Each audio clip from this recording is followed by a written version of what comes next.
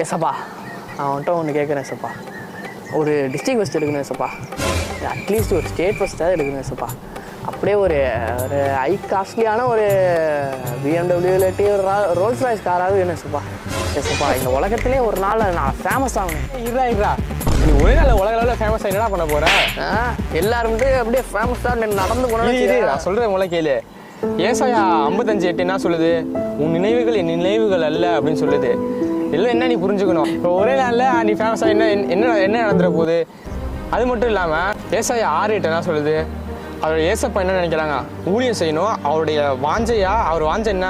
என்னுடைய காரியத்திற்காக யார் போவா அப்படின்னு தான் அவங்க கேட்குறாங்க. நீ காரையும் வீடையும் வாங்கி வச்சுட்டு வீட்டில் உட்காந்துருக்கிறதுக்கு 4 பேருக்கு சுவிசேஷத்தை சொல்லி புரிய வச்சினாலே அதுவே நீ செய்கிற மிகப்பெரிய உதவி. இதை புரிஞ்சுக்க முதல்ல. சரி இவனை மாதிரி கார் வேணும் வீடு வேணும்னு ஏசப்பட்டு ஜெபம் பண்ணுறவங்க ஃப்ரெண்டை டேக் பண்ணிவிட்டு 4 பேருக்கு சுவிசேஷம் சொல்கிறான்னு சொல்லி கொடுங்க.